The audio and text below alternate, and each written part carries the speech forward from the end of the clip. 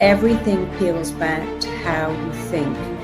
Everything goes back to your thoughts, and that's very good news. You know why? Because your thoughts are yours to change. Your mind neither knows or cares if what you tell it is true or false, right or wrong, good or bad.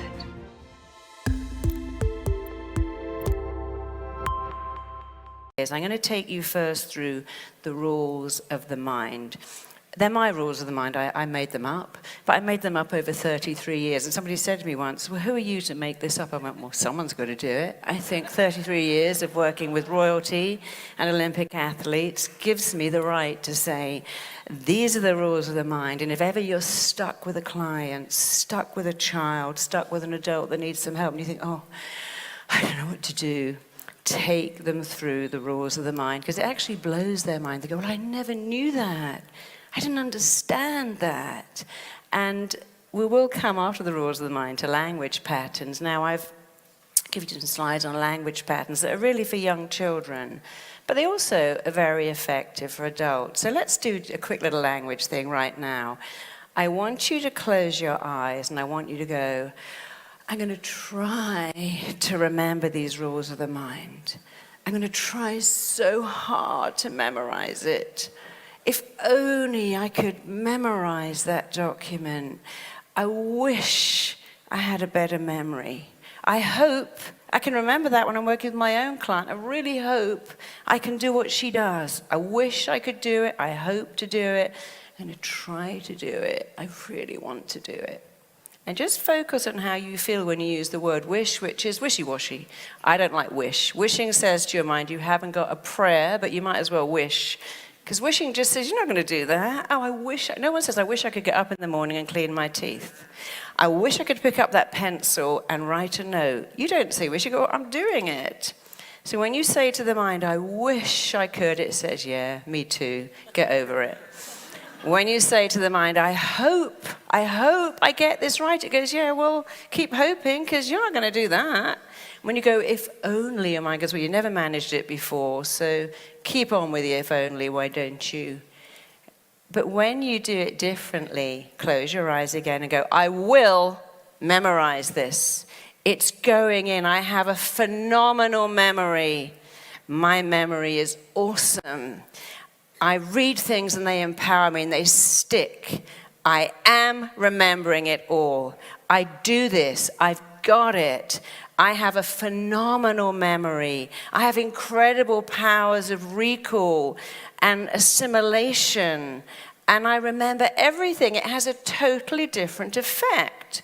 And so you learn with language. I never let my clients say wish. I won't allow them to say the word but. I could do that, but. No, we never say but. And we also never say should.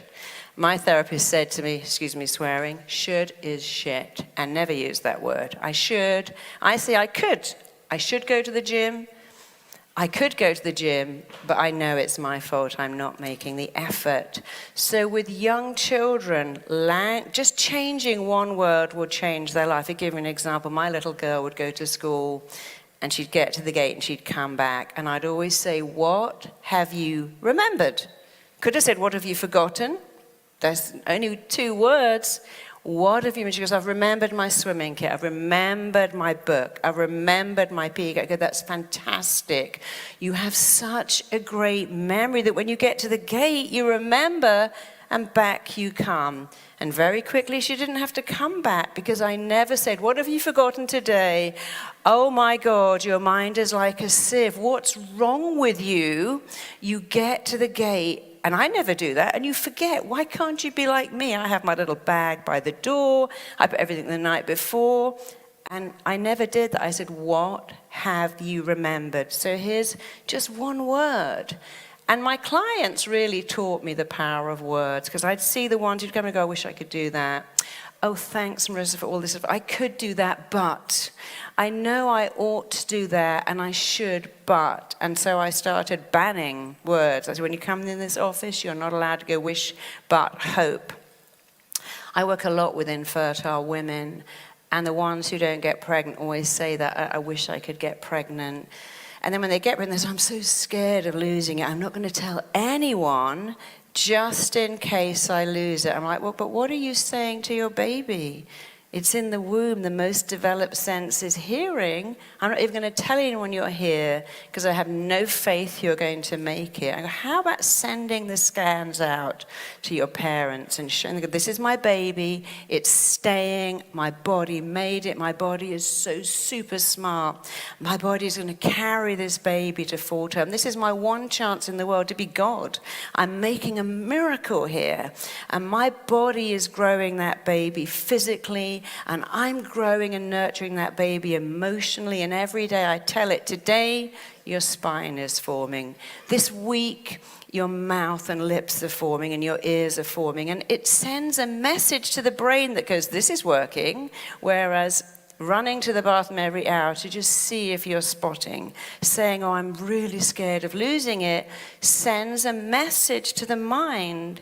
And one of the rules of the mind, and it's the best rule, is that every thought you think and every word you say forms a blueprint, and your mind must work to make that blueprint real. So when you say, I can't remember anything, I'd lose the eyes in the back of my head if they weren't fixed in there, because I just can't remember anything. Your mind goes, that's a blueprint. Let me take you to it. And when you say, my memory is phenomenal, foolproof. In fact, I'm like human Google. When I read an exam, the minute I read the question, my mind has already gone to work, found the answer, and it stays in my head right through until I write it on the paper. Then I read the next question, the same thing happens. As I read the question, Google says, here's the answer. I work with children all the time with exam stress, and they come in. I was a little boy last year who had, I think there were 17 children applied for every place in his school, and he flunked the mocks. And I'm like, darling, you're supposed to flunk the mocks. It's great to flunk the mocks. You know what mocks are, don't you? Oh, so in England, when you're taking an exam, you have a mock exam, maybe 6 weeks before you take the exam, just to see how you do. And then they say, well, you did terribly, you did really well. And because you did really well, you're going to pass that exam. And because you did terribly, you're going to fail. In fact, the ones who do well in the mocks get so complacent, they often don't do so well in the actual exam. And the ones who do badly think, wow, I need to up my game. I need to revise more and study more. So when he came in and said, my mummy was so upset because I got really bad marks in the mocks, I went, that's fantastic. What were you worse on? He said that the writing, what did you do? So I didn't read the instructions correctly, and I didn't use the right words. But that's fantastic. So what did you need to do? And just by changing his language, I didn't use the right words, and explained to him that he could do it, and telling him that his mind was like Google. Then I was asking him some questions about Harry Potter. And I said, how do you know these answers? Have you studied Harry Potter? He went, no, I just really like it. I said, well, see how clever your mind is. So when you're working with a kid that says, I don't know, ask them about James Bond. Ask them about something that they like and go, how do you know this? They go, I don't know. How do you know? Wow, you're so smart. Because when they like something, they remember. And part of school is liking something. So with this little kid, he got into that school. I knew he'd get in because he came in like that and he left like that. He was like, I'm going to nail this. I know what to do. My mind is like Google. And I will say to all my clients, whether they're a 7-year-old taking an exam or someone taking a medical exam or the bar, I say, whatever you're reading, your focus narrows down. You say the word narrow down, and when you say narrow down, everything fades away. You're absorbed in that paper. You have phenomenal powers of concentration, comprehension, recall, retention, and assimilation. And I say words that help you do the next one. Comprehension, comprehension, retention, recall, assimilation. I say it over and over again because the mind believes what you tell it. So let's go through the rules of the mind. Here is the first one. What is expected tends to be realized. When you say to a child, I don't know what's wrong with you. Your brother was in my class last year and he was so good. Why can't you learn? Why can't you sit still? Why are you so disruptive? What is wrong with you? You're making words that form a child's blueprint. And exactly the same for adults. I'm referring this a lot to children, but for the therapist here, those children come in as your clients. But it's just the same for adult. If your boss says to you, can you do this? And you go, oh my God, I'm going to have to race through it, and I'm going to have to rush it. I haven't got enough time to prepare. I know I'm going to get it wrong. I'm going to go on stage, open my mouth and go, Well, when you say that, it tends to be realized. And here's one of my favorite rules of the mind. The mind responds to words that make a picture. So in America, they were giving these kids pencils called "Don't Do Drugs." And as they sharpened them, the word "don't" disappeared. And they said, "Do drugs." Not very smart.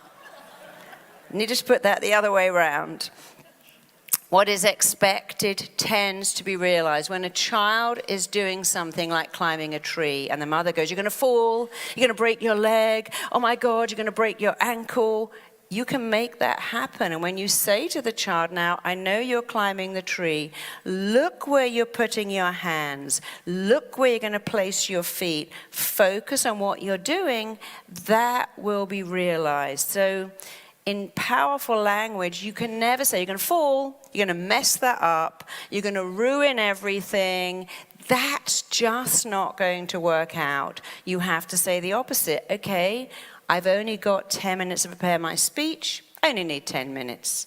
I've only got 10 minutes to get there. That's exactly how much time I need. And if I'm late, I wasn't supposed to be there on time. I have a belief now when I get to a party late, it's because I wasn't meant to get there early. I no longer go, oh my God, I'm so late. This is going to be terrible. In fact, I was recently going in a cab across town to get a train to work with a football team. And we got stuck in traffic. And so I was playing a game. I thought, oh my God, I'm going to miss the train. This is terrible. I'm going to ruin my reputation. The team are going to be so upset. And I felt really sick. And then I started to say, the trains run every 20 minutes. It doesn't matter. What's 20 minutes? My material's so great. They have lots of time. After all, they finished practicing at 3 o'clock. And it was fine.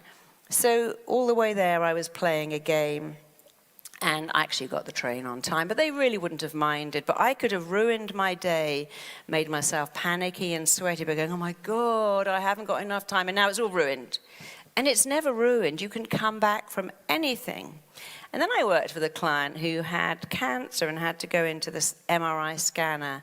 And every time I saw him, he said, I can't do it. I can't get in that scanner. And I said, well, I feel like I'm in my coffin. I feel like it's a premonition of my death. And I get in the scanner, I think, well, I've got cancer and I'm going to die. And I said, well, I freak out. I press the button, I have to come out. And they keep saying, look, you've got to, I can't even be in there for 2 seconds, which is not true. When people say, I can't do it for even a second, he probably was in there for a few minutes. I said, look, the words you say to yourself in that scanner, this is a premonition of my death. I feel like I'm in a coffin. I feel like I'm suffocating and I can't do it. That's a blueprint. And your mind doesn't like those words. So how about these words? How about saying, I'm in my bed at home and I'm just so chilled and I could lie here for hours. I'm chilled, I'm relaxed, I'm blissed out. You must use words that make a picture. You can't go, oh, I'm okay really. I'm quite good, I'm not bad, this is okay. Because when I say the words okay, not bad, where's the picture? There's no picture. It's what I call fluff. When you say I'm chilled, I'm blissed out, I'm ecstatic, I'm just lying here and I could do this for hours, it's just so cool, the mind goes, you're right. And when you go, I'm in a coffin and I'm suffocating, the mind goes, you're right. See, here's the great thing. You can choose any words you like. You can go, well, we're all going to be negative, and this half's going to be positive. That's your choice. You know what you can't choose? What you do to yourself when you say, I'm an idiot, I'm a moron, I'm a retard, I've got rocks for brains, everything goes wrong. Who would ever like me? I've got cellulite, I'm a single parent, I've got no chance. blah, blah, blah. I didn't go to college, so I couldn't possibly do what you do. I got kicked out of college, by the way, so you can definitely do what I do. And it was the best thing that ever happened to me. I can look at my life and say being fired, being dumped, and being kicked out of college, thank you, God, for putting that in up to me, because it changed my life. It was the best thing. Rejection has been one of the best things that ever happened to me. Being the least favorite kid, if I could have my life again, I'd go back and be the least favorite kid, because I thought, I'm going to show my parents that I'm something. And if I was the favorite, I wouldn't have done that. I would have had a totally different life. So with my client, I was saying, these words are really important. So he got in the scanner, he stayed there for hours. And he said that when he came out, all the nurses and doctors came in and gave him a standing ovation. He said it was more powerful than his last business deal because he felt so good. Some years later, I had to go in a scanner. I thought, well, I'm just going to play with this. I love playing with words. So I lay there, and I was going, I'm so chilled. This is so good. How many of us would say, I'd love 20 minutes to myself? Well, here I am. 20 minutes to myself. I can lie here and do nothing. No one's going, can you proof this copy? Can you answer this email? Can you speak to this client?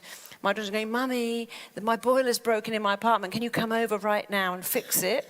I had 20 minutes to myself. And I was going, I'm so chilled. And then I thought, let's do the opposite. So I was going, I'm in a coffin. I got claustrophobia. I feel like I'm trapped. And all the buzzers went off, and I didn't even know I was moving. And then they speak to her, like, Marisa, you have to lie completely still. Stop moving. So I had to go back into I'm chilled, I'm ecstatic, I'm blissed out. And I love doing that. And it's a really good thing to do to yourself. I'm late, I've ruined everything. I have all the time I need. You see, you have a choice. Every day you get to choose how to speak to yourself. But you know what you don't get to choose? What you do to your body when you say, I'm an idiot. I knew I'd mess that up. I knew that relationship wouldn't work. I've been waiting for it to go wrong. In fact, the day we got married, I stuck stickers on all my stuff so that when we got divorced, there'd be no confusion. I was already planning the miscarriage. I didn't buy anything for my baby. I mean, who does that? Lots of people, apparently. They're all my clients, and they plan for stuff to go wrong. They say, I sent my kid to college, and I said, don't worry, you're probably going to hate it. Here's a credit card so you can get a return ticket back in a week's time. They plan it, and you don't want to plan it. You want to ban it. So words are really powerful. You can choose to be negative or positive. That's your choice, but you cannot choose what you do to yourself when you use negative language. So the first rule of the mind, what you expect is realized. Who thinks that's true? So here's my advice to you. Expect amazing things then. If what is expected tends to be realized, expect the best. Expect love and success and an amazing life, because you know what? It will probably be realized really fast if you expect it. Imagination is more powerful than knowledge when dealing with your own mind and the mind of others. If I said to any of you, come and stand on this chair, who would come and stand on this chair? I'll give you $100 to stand on this chair. Sure. If I said, well, now the chair is on top of that spire on the highest building in Tallinn, who's going to climb up and stand on it for $100? Who would do that? Some people would, because they've got a good imagination. They go, if I can stand on it there, I can stand. And most people go, no, I could fall. If we had a little tiny plank up here, you can walk the plank when it's on the floor. Put the plank between two high-rise buildings. Who's going to walk it? Not many people, because the imagination that you could fall and kill yourself is way more powerful than the knowledge that I did this on the ground. It's wide enough. Fear of flying. Knowledge says it's actually the safest place in the world. The most dangerous part of a flight is actually the drive to the airport. That's way more dangerous than being in the plane. Do you think the imagination cares? We'll go, I'm in a flying coffin. I'm hurtling through the air, and that guy looks like he's come straight out of ISIS, and he's in the bar. I think he's going to blow up the plane. And then you feel terrible. The other person's going, I'm watching a movie. I've always wanted to watch The Shape of Water. This is so great. Here's my time again to do nothing. So whatever you imagine will defeat logic will defeat knowledge. And when dealing with children, people do logical stuff. Why are you so bad? Why can't you get it? What's going on? Why are you so naughty? And that doesn't work. I never say to kids, why are you bad? I go, what happened to you? I was working with a little kid recently who always played up before lunch and would get hysterical after every meal. And I'd actually been in an orphanage in Zimbabwe, and I'd seen that a lot, that at the end of the meals, the kids start weeping uncontrollably because they don't know when the next meal is coming. And they go, look, you're in an orphanage, it's fine. We have food, you'll be fed 3 times a day. It takes about 2 years for those children to stop crying as they remove the plates, because the emotion is, when's the next meal coming? So this little boy was really difficult at school, and he'd been to 3 different schools. And one of the teachers contacted me, and I said, when does he do it? She said, well, he always does it before meals. And I said, you should ask him, not why he does it, but what happened to him. And then the mother came in and said, well, I adopted him at 1. He was born to crackheads.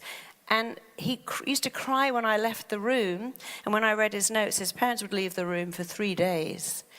And he didn't get fed very much. And so he's got this panic about not being fed. And I said, well, you should tell the school that.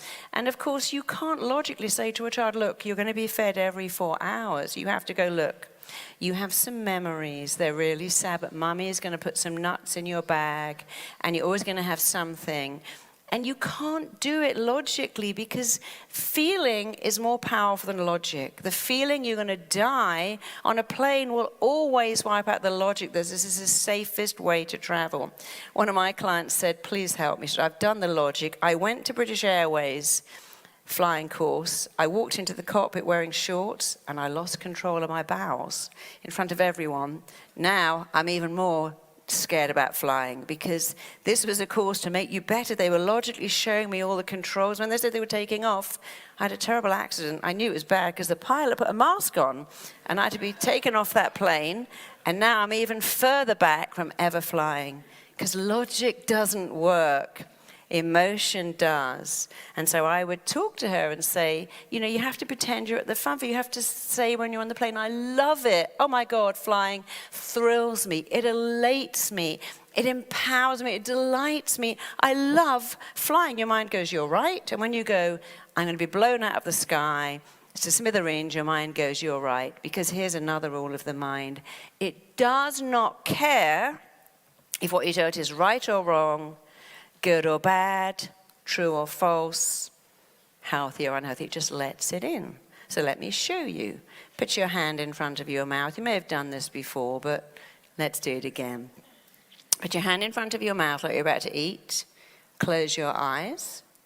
And imagine you have a big, fat, juicy, gorgeous lemon in your hand. I want you to breathe in that gorgeous, gorgeous lemon smell. I want you to squish that lemon and feel the waxy surface.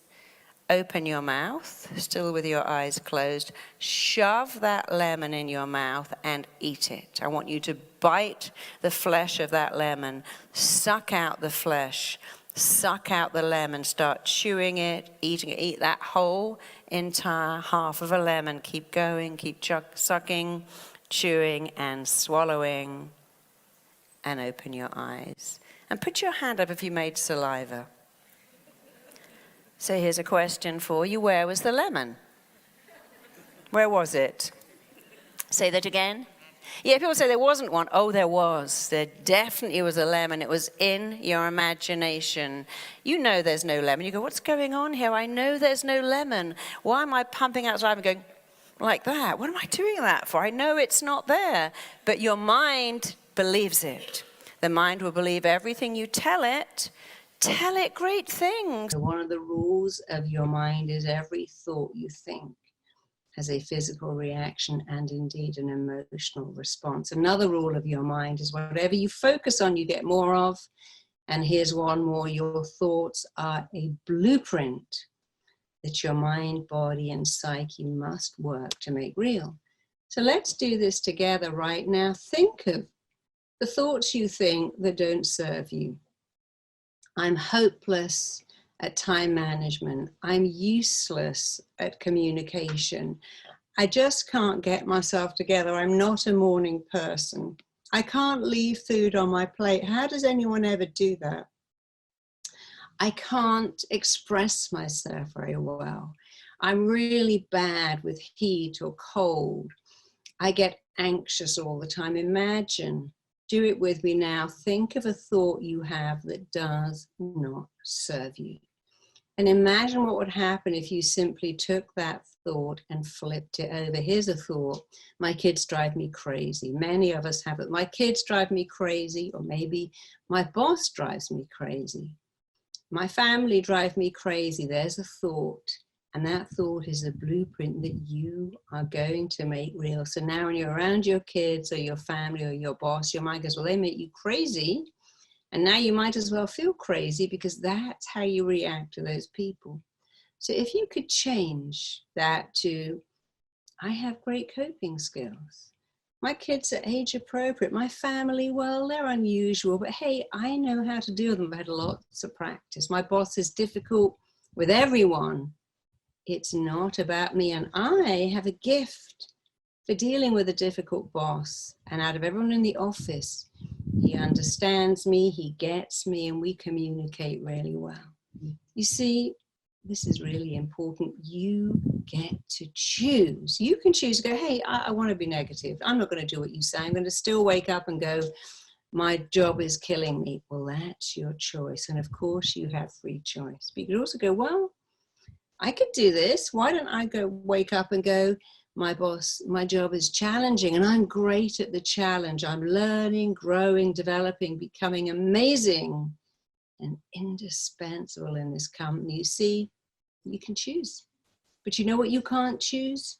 You can't choose what it does to your body when you are negative and use negative words, even if you don't mean to. If you could look inside your body and see what you do when you say, if I look at pizza, I gain a pound.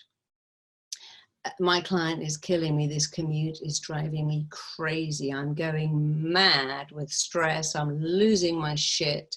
I'm at the end of my bandwidth. If you could see what that did to you, you would never, never, never use those words again. So I invite you today to choose. Look at your most negative words and turn them over. You know, when I was a new parent, I noticed all the parents saying, oh, this is making me insane. The sleep deprivation is killing me.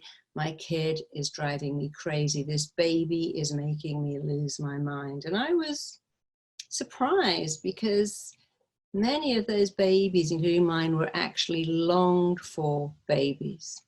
And I learned to say, well, you know, I have a baby. She's always acting age appropriate. I remember I said to her once, stop being a baby. And I thought, well, that's a weird thing to say. She's a baby. And I never said that again. Because when you learn to monitor your thoughts, you go, why did I say that? I was on the sofa last week and I heard myself saying, I'm chronically tired. And I thought, why did I say that? I'm not chronically tired at all. I'm a little tired and I'm going to take a nap and then I'll be fine.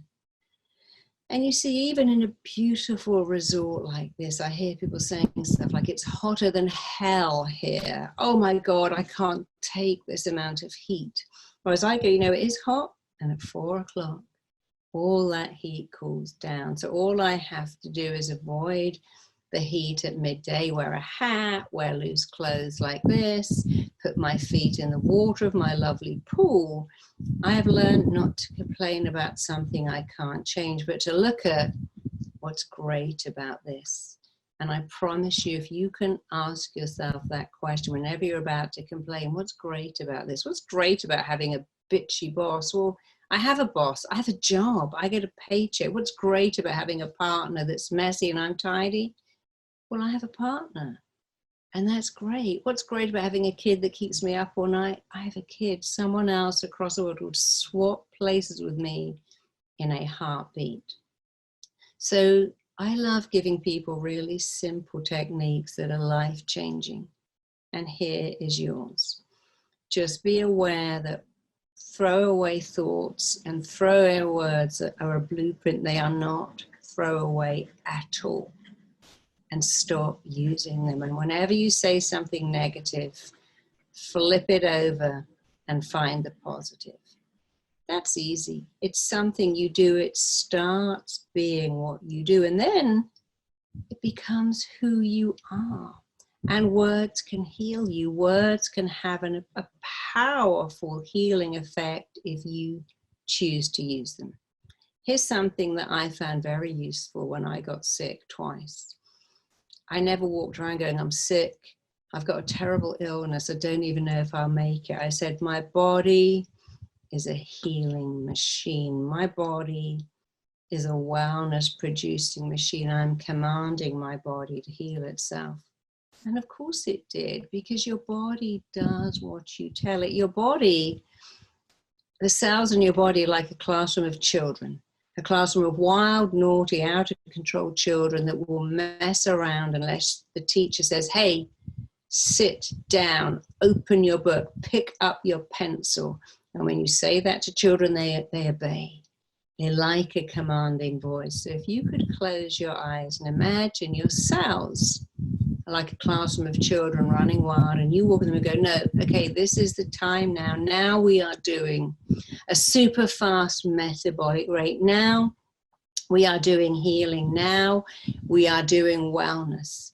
Many years ago, I worked with some army cadets who were in a hot country, and they told me that when they didn't have water, they would put a cold stone in their mouth and tell their mind, I'm being hydrated, I'm drinking water. When it was cold, they would tell themselves it was warm. When it was warm, they would tell themselves it was cool. And they were in really extreme temperatures, in extreme situations, but they gave themselves the opposite of a negative suggestion. And you can do that too. I met someone, I was teaching a course, and he said, oh, I'm so glad I met you because I'm listening to you. You know, I'm only getting 3 hours sleep, but I tell myself my body feels like I've had 8 hours sleep. I don't recommend you go without sleep for long because sleep is nature's restore. But guess what? If you can say, oh, I feel like I've had loads of sleep. I went to bed really late because here's what we do. Oh, it's 3 a.m. I've been out partying and now I'm going to suffer tomorrow. I won't have enough sleep. I've only had 4 hours sleep. If you say, you know what? I had less sleep today, but my body feels like I've had more sleep. And tonight I'll catch up. So finally, what words could you use to powerfully heal yourself? Well, here's a little sentence I love. The words that follow I am, follow you. The words that go after I am, go after you. So let's say I am. You see, you could go, I am inadequate. I am nervous. I am anxious. And then those words become a self-fulfilling prophecy. Because the strongest force in you, in me, and everyone is that we act in a way that is consistent with how we define ourselves. If you said, I'm inadequate, I'm nervous, I'm anxious by nature, I'm just a person who worries.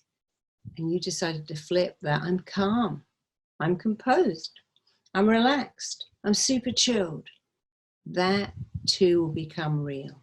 So let's end this little talk by saying, I am, and putting an amazing ending on it. I am enough. Repeat after me. I am enough. I am significant. I am lovable. I am worthy. I matter. And you see, you might go, well, that's not true. You know what? Your mind neither knows or cares if what you tell it is true or false, right or wrong, good or bad. And if you say every day, I am enough, if you wake up every day and before you get out of bed, go, hey, I'm going to say it. I have nothing to lose and everything to gain by just trying this. I'm going to sit up in bed when I'm cleaning my teeth, comb my hair, I'm going to go, I'm enough. I'm worthy. I'm significant. I matter. Your mind will go, you know what? You say this every day. It must be true. And then it lets it in, and then real healing happens. So one more time, do it with me. I am worthy. I am enough, just the way I am. I am lovable just the way I am. I'm significant. I matter. I used to have an agony column. People would write to me all the time going, I don't know what's wrong with me, and I can't get what I want from life, and I self-sabotage, and I've got all these destructive habits, and I guess I was just born like that. I'd write back and go, you know, that's not true. No baby is born saying, how can I sabotage myself? How can I destroy my confidence? You are born with phenomenal confidence. And many of us don't understand that our subconscious mind is an amazing tool, but it's almost like the instructions are in German and you don't speak German. The instructions are non-existent. You know, I stay in Airbnbs all over the world and I often happen to find that they've got some weird washing machine with no instructions, and I can't use it because I don't know what to do, or I can only do one cycle and never get the best of it. And our mind is pretty much the same. We come onto the planet with an amazing, phenomenal, incredible, impressive mind. And your mind has a job. And it's a great job. Your mind's job is to do what you tell it to do. And you have a job.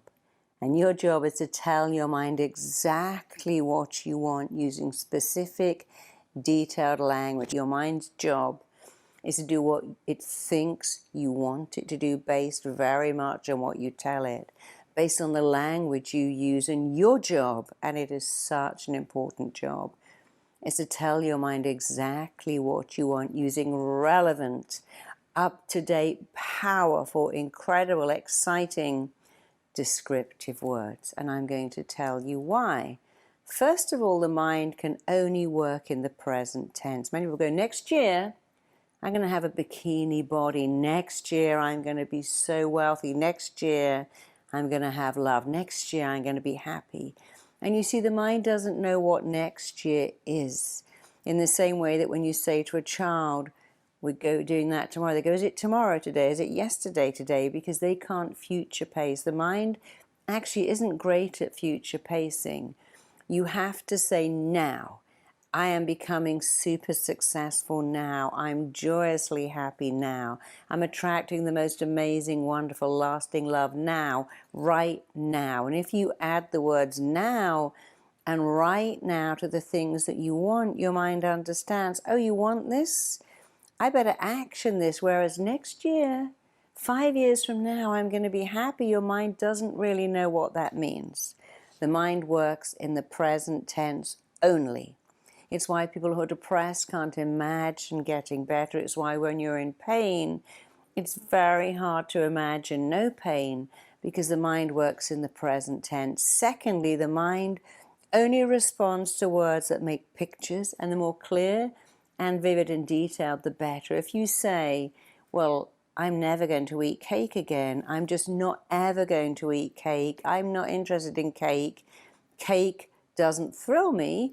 What you're saying is I am interested in cake and cake thrills me and I need to eat cake again, because the words no, not, don't work. Saying to your kid, don't touch that vase, they hear touch the vase. You go, I got such a weird kid. Every time I say don't touch that, they touch it.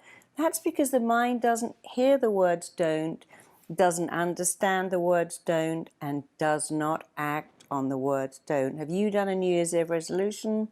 Never eat chocolate again. How long did that last? Probably days. Often not long at all. So you cannot prefix with don't, not, never, because it doesn't work. And thirdly, the word you use must be exciting, dramatic, powerful, and super descriptive. Here is a rule of the mind. The way you feel about anything at any time is down to two things: the pictures you make in your head and the words you say to yourself. We all make pictures and words. Successful people make powerful pictures and exciting words, and people who are not successful make negative pictures and negative words. I'm going to get sick now because winter's come, it's flu season. I'm going to get sick because I ate that food and I don't think the waiter's hands are very clean. I'm going to get tired because I've been up all night, the neighbor's dog was barking.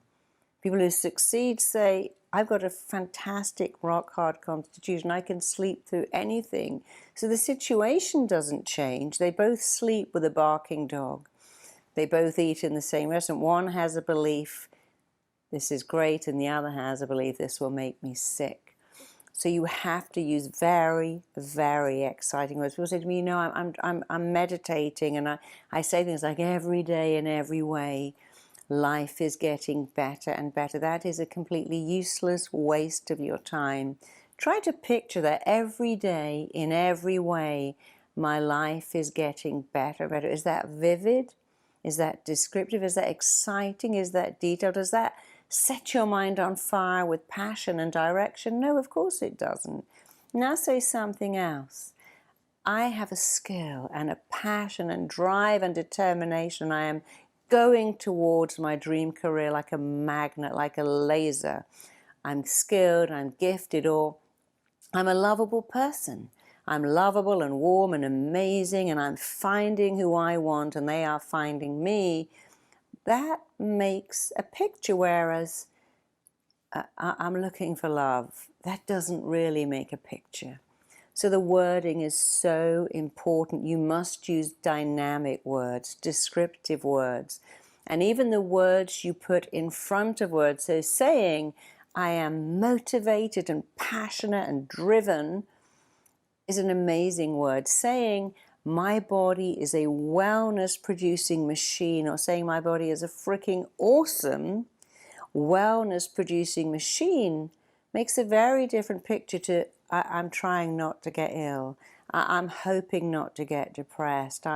I'm trying not to get fat. No, you say I have a phenomenal, extraordinary, super efficient, fantastic metabolic rate. My body burns off whatever I eat. I eat good stuff, healthy stuff. And if I eat occasionally not so good, doesn't matter. My brilliant body, my phenomenal metabolic rate, use everything I eat to build a perfect body for me, and I have a phenomenal, incredible metabolism. Here's another one that will help. I have an extraordinary, foolproof, dependable memory. Your mind goes, I know what that means. Extraordinary, foolproof, dependable. Those words make such a clear image of what you want. And even better, you say to your mind, you know what, mind, what I want, what I insist on, what I require of myself every day is a foolproof, incredible, awesome, phenomenal, dependable memory. Now try doing this. I don't want to forget things anymore. I mustn't forget, I must remember, I mustn't forget, I must remember. You can see that that doesn't work. Turn your mind on, set your mind on fire with words. Reprogram your subconscious mind for success. Remember, it has a job, and its job is to do what you tell it. Your job is to tell it exciting things, understanding the prerequisite. I must speak in the present tense only. I must add in the words now, right now. I must use really exciting words that are descriptive and make a clear picture so my mind knows. And even the words I put in front of words, they work. Absolutely, they work. If you woke up with that thought, it's hopeless, nothing ever works out, everything I touch turns to you know what, all my relationships go wrong, I never get promoted, in fact, I can't keep a job. How do you think you would feel if you thought that thought? Well, you'd feel terrible. You'd either feel angry or hopeless, more hopeless, or sad or depressed. You might have inertia. So you think a thought, and when you think a thought, you feel a feeling. People say, no, feelings come before thoughts. They actually don't. Apart from the feeling of falling backwards, in every other area, thought comes before the feeling. So you think a thought, then you feel a feeling. Now, the feeling you feel will dictate the way you behave. If I feel hopeless, I'm not going to see some hot guy and go, hey, you look cute. Do you want to have a coffee? I'm not going to go to someone and say, hey, would you employ me? I'm not going to go to people at work and say, do you want to come to my house? I'm having a barbecue. I can't take a risk because I've thought a thought. I'm hopeless. Nothing works out. I felt a feeling sad, depressed, angry, pointless, hopeless. And that feeling will dictate how I act, my actions, which are often no actions. I now have inertia. I'm scared of risk. It dictates how I behave. I don't do anything to get promoted. I've even stopped going on dating sites because I know I'm going to get ghosted. And now why am I sitting at home doing nothing? Well, because I've gone back to the thought, it's all hopeless, what's the point? So that's a negative loop. But imagine if you made it a positive loop. Hey, I have an ability to make things work out. I'm talented, I'm gifted, I'm nice, I'm warm, I'm a good person, I'm smart, and I've got this magic technique that makes things work in my favor. Now I've got a thought. How do you think you feel when you have that thought? Will you feel excited, positive, confident, ready to take a risk? And because you think a better thought, you have to feel a better feeling. And now what kind of actions do you think you take when you think a better thought, feel a better feeling? You go, hey, you look cute. Who are you? There's something about, I'd love to talk to you. Hey, I've been doing this job for 4 years. I've done some research. It's really time for promotion or a pay rise.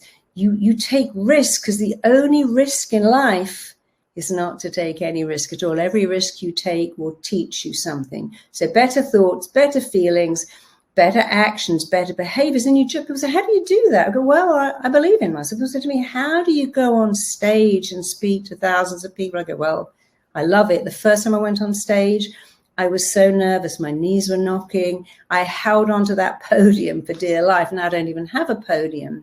But my first thought was, what if I'm no good as a speaker? Which made me feel nervous, which made me cautious. I didn't want to walk away from my podium in case my hands were shaking. And when I changed that, I thought, I love speaking. It's an amazing thing to do. I felt excited, and that dictated my behavior and my action. So everything peels back to how you think. Everything goes back to your thoughts, and that's very good news. You know why? Because your thoughts are yours to change. So are your beliefs. So are your feelings. So are your behaviors. I'm going to show you today how to do that all the time. And so amazing. And when you do it enough, it stops being what you do and it becomes who you are. And then you will win at almost everything, because it's who you are, not what you do. Over 33 years, I see clients. I'm going to give you an example. I worked with a lady called Diana, such a lovely lady. She's on one of my courses, and she was going through extreme grief. Her husband and both her sons died of lung cancer. They were all very heavy smokers, and she blamed herself. And she had no hope that she could have any life because she'd lost her husband and 2 children. And she was maybe in her late 60s. When I worked with her, she began to see that it wasn't her fault. She couldn't have kept her husband and sons alive. She tried, but they made decisions.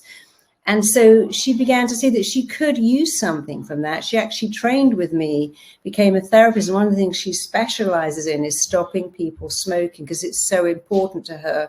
And she uses the story of her husband and her 2 sons to help people realize that if you are a chain smoker, a heavy smoker, you're not really going to go to a good place. You have to stop. And it isn't just what you're doing to you, it's what you're doing to your family, your partner, your children.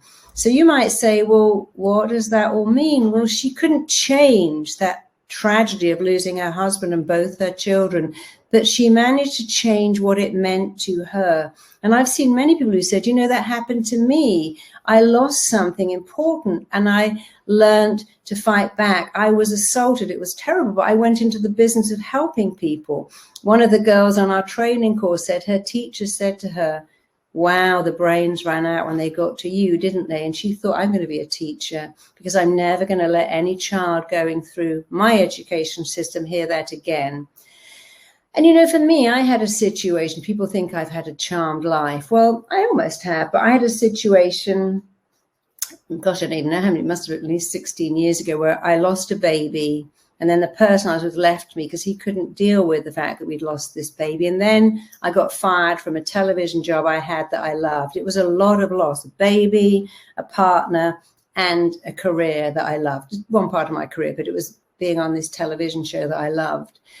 And I could have said, wow, this is terrible. I've never, ever had depression in my life. But that event where I lost 3 things, like a domino thing, I thought, gosh, I know what depression is like, and I've never had that before. And now I feel really more equipped to deal with clients who have depression, because I know they're going to wake up in the morning and the first thing you think is, oh my God, I've got to think again about the baby, the boy, the job. But I decided to help other people that felt like that. And that's when I wrote one of my books, Trying to Get Pregnant and Succeeding, because I felt so, when you're depressed, you go so in yourself. And the last thing you want to do is go shopping or go out. So I thought, well, I'm at home, I'm feeling a bit lost, let me write this book. And now I look back and I don't regret any of that. It's hard to say I don't regret losing that baby, but actually I'm married to my wonderful husband. I can now see that that just wasn't meant to be. If that had all worked out, my life would have gone in a different direction. I'm glad it didn't go in that direction. So the hope I had that while I'm feeling this low, I could write a book to help other people wasn't false hope, because I look back now, people write to me from all over the world and go, hey, I had a baby thanks to that book. I had been having 8 rounds of IVF. I happened to be in New York and this girl rang me and said, hey, I heard you're in New York. Please, please, please do a session. I've just read your book. Trying to have a baby for 12 years. She came along, I did one session. She was pregnant a month later. She's now got 2 children. And so I feel that I had to go through that pain to get to a level of understanding to help others. But that hope wasn't false hope. I knew when I wrote that book that it was taking me in a better direction. And we can all do that no matter how bad it is. We'll say, yeah, I was in this awful situation. But later I thought, well, I can't change it, but can I use it? Can I do something about it? And many people use that to totally change their career. And that's a wonderful thing. So your words shape your reality. If you don't like your reality, it's really time to change it. Don't like your reality. Your words create it, change them. The way you feel about everything is down to the pictures you make, but even more the words you speak. And you can start to change the words you speak.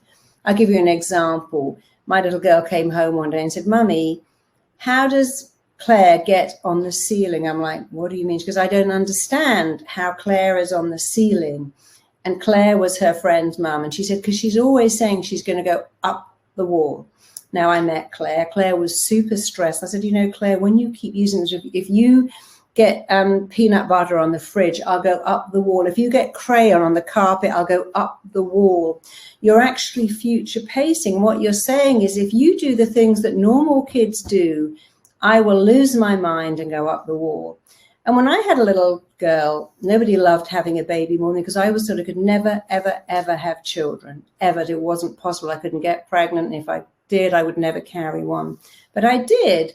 And I noticed, a lot of my friends, they say things like, oh, my baby's killing me. Oh, I'm going insane with tiredness. Oh, this is so stressful.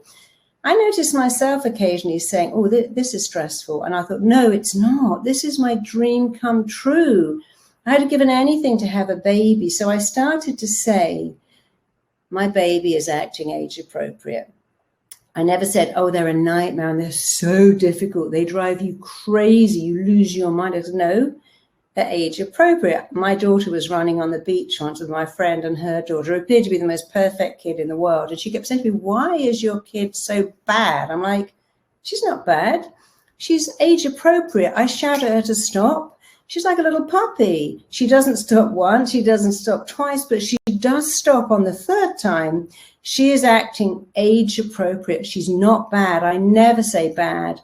And my friend who had a perfect kid, turned out later her kid was so introverted. She said, oh, I wish she was like yours and had a bit of character and could fight back. But my daughter's introverted and she's very passive and almost too obedient. And I dread the day she starts to date. I'm like, yeah, well, my daughter, I don't dread it because she's got an opinion and she fights back and she's not super compliant. And believe me, you don't want a super compliant child, especially a girl, because you don't want to go out with some idiot when they're 14 and be super compliant. He says, hey, take drugs, let's go shoplifting, let's have sex. So you have to always change something around. You've got a difficult, argumentative kid.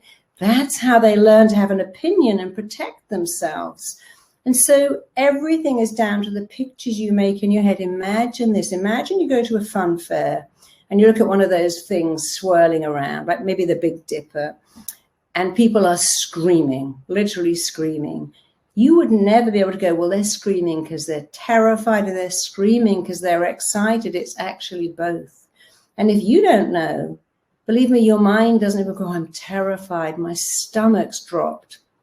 because I'm excited, because the feeling is the same. My fingers are tingling, adrenaline's going through me. I've worked with many, many, many rock stars. I've been working with the Eagles once, and I asked them what it was like to go on stage. I asked that question to Eric Clapton. They both said the same thing, where your fingers tingle, you feel the adrenaline, you go on stage. It's the best feeling in the world. But actually describing a panic attack is the same. My fingers tingle, my heart rate goes up, adrenaline pumps me. I'm having a panic attack. I'm feeling amazing. Even the feeling when you have an orgasm, that buildup of tension and the feeling that you can't control it is actually an amazing feeling. So it's not the feeling, it's how you feel about the feeling. And when you change the words and go, I love this, this is excitement, this is amazing, or something simple. Hey, I'm in a long marriage. We conflict about things, but that's good because it's exciting. We have opinions. We're staying together. Whatever's in, my boss challenges me. Well, that's good that he challenges you. A lot of people I know who are sellers say, I love the difficult clients. The difficult ones are the ones that really grow me. When I have a difficult customer and I'm going to sell them my product, I'm so grateful, because if I can sell to the difficult ones, I can always sell to the easy ones, and the difficult ones each time teach me. I have had clients come and go, I don't like your perfume. I don't like that candle you're burning. I don't like that. And they've taught me a lot. Oh, okay, I shouldn't have those, because some people don't like it. I don't like that music on your audio. I just want no music. So difficult people teach us how to be even better than we already are. So tell yourself that they're my teachers, and then you won't feel, oh, I can't get this right. But more than anything, look at the words you are filling your mind up with that are shaping your reality. And if you don't like your reality, change your words. Check out my next video here. I see all my clients and they all say the same thing. I'm waiting for motivation. You know what? Motivation doesn't go, here I am. I'm motivation. I'm at your door and I've come to motivate you. You are firing new neurons. The mind